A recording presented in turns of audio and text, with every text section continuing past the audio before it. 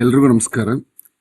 ಬಗರುಕುಂ ತಂತ್ರಾಂಶದಲ್ಲಿ taluk case worker ಲಾಗಿನಲ್ಲಿ committee meeting ಅನ್ನ ಹೇಗೆ ಕ್ರಿಯೇಟ್ ಮಾಡೋದು ಅನ್ನೋದನ್ನ ಈ ಒಂದು ವಿಡಿಯೋ ಮುಖಾಂತರ ತಿಳಿಸ್ಕೊಡ್ತಾ ಇದ್ದೇವೆ.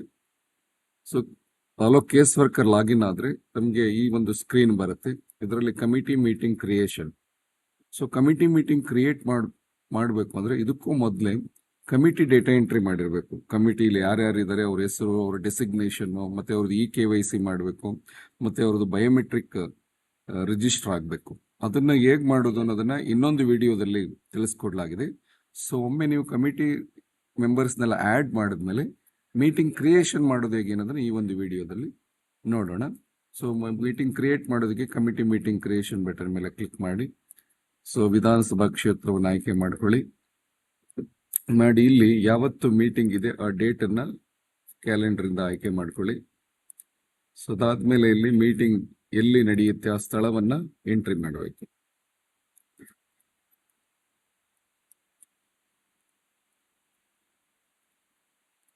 ಸೊ ಸ್ಥಳವನ್ನು ಎಂಟ್ರಿ ಮಾಡಿದ್ಮೇಲೆ ಕ್ರಿಯೇಟ್ ಮೀಟಿಂಗ್ ಬಟನ್ ಮೇಲೆ ಕ್ಲಿಕ್ ಮಾಡಿ.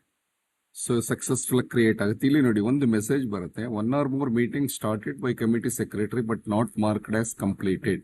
ಅಂದ್ರೆ ಈಗಾಗಲೇ ನೀವು ಒಂದು ಮೀಟಿಂಗ್ ಕ್ರಿಯೇಟ್ ಮಾಡಿ ಕಮಿಟಿ ಸೆಕ್ರೆಟರಿ ಲಾಗಿನ್ ಅಲ್ಲಿ ಮೀಟಿಂಗ್ ಸ್ಟಾರ್ಟ್ ಆಗಿದ್ರೆ ಅದನ್ನು ನೀವು ಕ್ಲೋಸ್ ಮಾಡಬೇಕು, ಕಂಪ್ಲೀಟ್ ಮಾಡಬೇಕು. ಕಂಪ್ಲೀಟ್ ಮಾಡಿಲ್ಲ ಅಂತ ಹೇಳ್ತಾ ಇದೆ. ಯಾವ್ದಾದ್ರು ಮೀಟಿಂಗ್ ನೀವು ಸ್ಟಾರ್ಟ್ ಮಾಡಿ ಕಂಪ್ಲೀಟ್ ಮಾಡಿಲ್ಲ ಅಂದ್ರೆ ಈ ಒಂದು ಎಚ್ಚರಿಕೆಯ ಸಂದೇಶವನ್ನ ಕೊಡ್ತಾ ಇದೆ. ಬಟ್ ಈಗ ಸಕ್ಸಸ್ಫುಲ್ ಆಗಿ ಮೀಟಿಂಗ್ ಕ್ರಿಯೇಟ್ ಆಗಿದೆ. ಆ ಮೀಟಿಂಗ್ ಕ್ರಿಯೇಟ್ ಆಗಿರೋದನ್ನ ವ್ಯೂ ಮಾಡೋದಕ್ಕೆ ವ್ಯೂ ಮೀಟಿಂಗ್ಸ್ ಮೇಲೆ ಕ್ಲಿಕ್ ಮಾಡಿದ್ರೆ ಸಿಲಿ ಬರುತ್ತೆ. ನೋಡಿ ಇಲ್ಲಿ ಒಂದು ಮೀಟಿಂಗ್ ಕ್ರಿಯೇಟ್ ಆಗಿದೆ.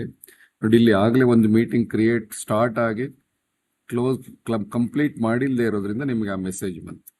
ಓಕೆ, ಸೊ ಈ ತರ ಮೀಟಿಂಗ್ ಕ್ರಿಯೇಟ್ ಆದ್ಮೇಲೆ ಸೊ ಆ ಮೀಟಿಂಗ್ ವ್ಯೂ ಮಾಡೋದಕ್ಕೆ ಈ ವ್ಯೂ ಬಟನ್ ಮೇಲೆ ಕ್ಲಿಕ್ ಮಾಡಿ.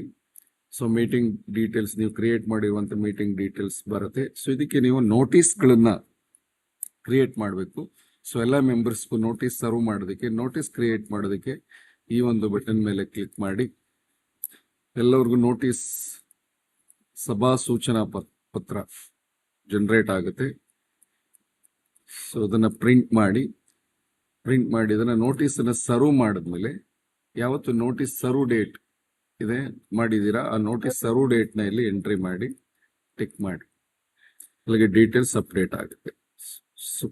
ಒಮ್ಮೆ ನೋಟಿಸ್ ಮೀಟಿಂಗ್ ಕ್ರಿಯೇಟ್ ಮಾಡಿದಿರಾ, ಮೀಟಿಂಗ್ ಕ್ರಿಯೇಟ್ ಮಾಡಿದ್ಮೇಲೆ ನೋಟಿಸ್ ಜನರೇಟ್ ಮಾಡಿದ್ರಿ, ಮತ್ತೆ ನೋಟಿಸ್ ನ ಯಾವತ್ತು ಸರ್ವ್ ಮಾಡಿದೀವಿ ಆ ದಿನಾಂಕವನ್ನು ಕೂಡ ಎಂಟ್ರಿ ಮಾಡಿದ್ರೆ ಈಗ ಆ ಮೀಟಿಂಗಿಗೆ ಅಪ್ಲಿಕೇಶನ್ ಗಳನ್ನ ಆಡ್ ಮಾಡೋದು ಹೇಗೆ